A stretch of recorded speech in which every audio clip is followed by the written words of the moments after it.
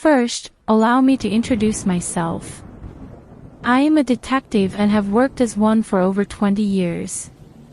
We see some pretty messed up things, but this is unlike anything you'll ever have heard about before. Legally, obviously I've not been allowed to discuss such a case, however after a recent retirement I feel like this is something people need to know about. It all started when I got a phone call about a case involving a missing woman in her 30s. My buddy at the time who worked at the police station told me that her husband wasn't making any sense when talking about the situation. Me being me, I decided I'd go see this man for more clarity on the event even though it wasn't my case. I approached the door of the man's house and knocked firmly. I was greeted by a slow opening of the door and a middle-aged man who looked like he hadn't showered in weeks. I told him that I was there to learn more about the disappearance of his wife. He took me into his living room, and as soon as I stepped in the room I noticed something strange. There was a mannequin of a blonde woman with glasses sitting on his couch. I just ignored this and sat on the single-seated couch adjacent to the mannequin. I didn't want to be rude. The man made us both a cup of tea and came and sat right next to the mannequin. "So, when did your wife go missing?" "It happened about 4 days ago. I tried to look for her myself and I couldn't find her anywhere. On the morning she went missing I came downstairs and I saw this mannequin here. It looks just like her. I don't understand what's happening. Where is my wife? How did this get here?" I looked into the eyes of the mannequin and something felt really off about it. For something that was mostly just plastic, it looked extremely human-like. I felt very confused about the situation initially. I thought the man was crazy. The mannequin was perhaps some sort of coping mechanism after losing his wife. After leaving the man's house we did all the regular searches in the local area to find his wife, but we found nothing. A few days later another case falls on my lap this time. In this instance a 14-year-old boy is reported missing. I thought this was just another missing person case until I read more about the details of the report. It stated that on the morning of his disappearance his mother tried to wake him up for school. She entered his room and repeatedly said his name, but there was no answer. She could visibly see a lump in the covers, so she knew her son was there. When she went over and pulled the covers off her son, she found that a mannequin that looked just like her son was laying in a sleeping position on his bed. Again, we did all the standard searches and we could not find the 14-year-old boy. The only thing left was this mannequin that appeared in his home. No explanation of how it got there. I checked everything, if there was a break-in, if the mother had spare keys someone might have found. Nothing. The only thing of notice was the fact that the disappearances took place in the same town. A week later and things started to become really concerning. What started as a few of these cases had grown into a large number very quickly. A 72-year-old woman was reported missing by her family. A day later a mannequin that looks just like her was found on a bench of the local park she used to visit frequently. A 41-year-old man was reported missing by his brother. Later on this same day, it's found that there is a mannequin that looks like the man located underneath the truck in the garage. This man was a mechanic and was apparently in the process of repairing his brother's truck, which had broken down recently.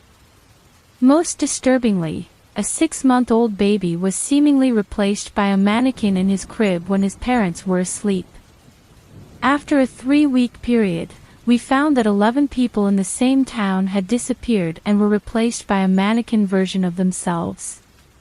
We tried so hard to find anything about these disappearances and we found nothing.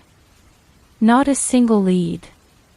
It was genuinely just like 11 people were swapped with a mannequin version of themselves in an instant, while they were going about their everyday lives. Now here's where this gets really confusing. About 3 weeks after people started vanishing and mannequins started appearing, I got a call on my work phone. It turned out to be the man from the first case whose wife was missing.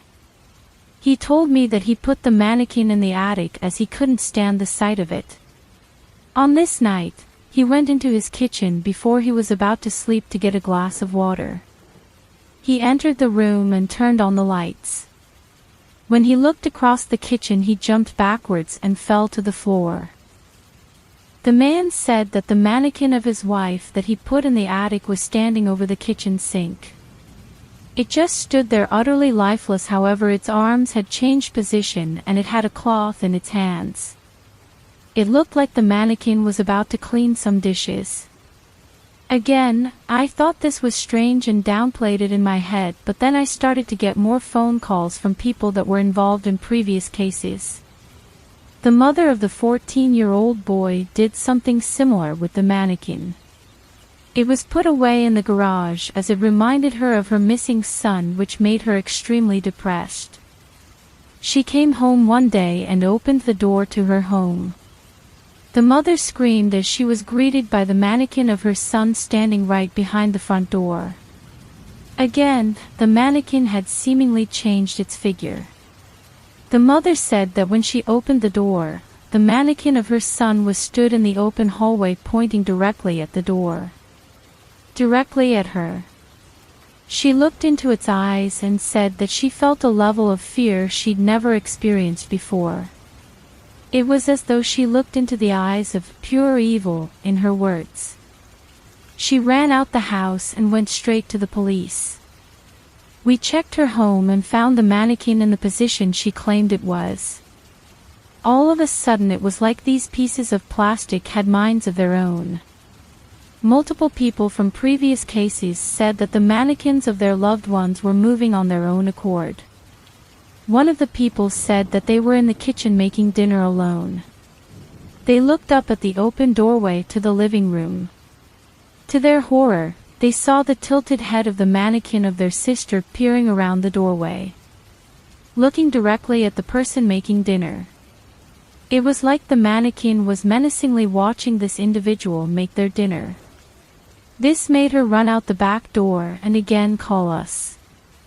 Now this next part will truly horrify some of you, so I shall warn you now.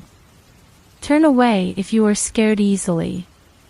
Remember the brother of the mechanic I mentioned earlier. He too found that the mannequin of his brother was moving around their home when he wasn't looking.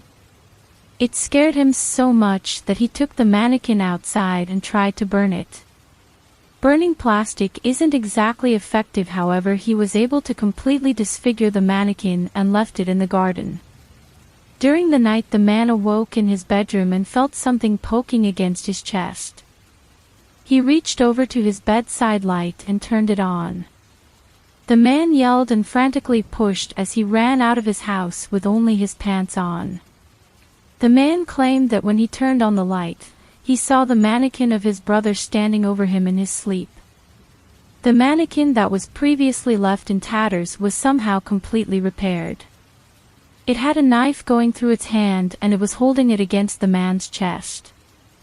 The scariest thing was the facial expression of the mannequin. You see, the mannequins all had a tone-deaf expression, as you'd expect. When the man turned on the light, he said that the mannequin lowered its head and looked directly into his eyes with the knife on his chest. It didn't have a tone-deaf expression. Instead, it displayed an emotion of anger. Almost like it hated the fact that the brother tried to burn the mannequin and it wanted to take revenge. A week after these mannequins had been moving around when no one was watching, they all disappeared. All of them on what appears to be on the exact same day. They were never seen again. To this day, I'm left with night terrors about these cases. They told me to keep quiet about this, but what's the point anymore? You have no idea how much it hurts to see these people so upset and you essentially can't do anything. I'll never be able to shake this feeling off for the rest of my life. The people who disappeared before the arrival of the mannequins were never found.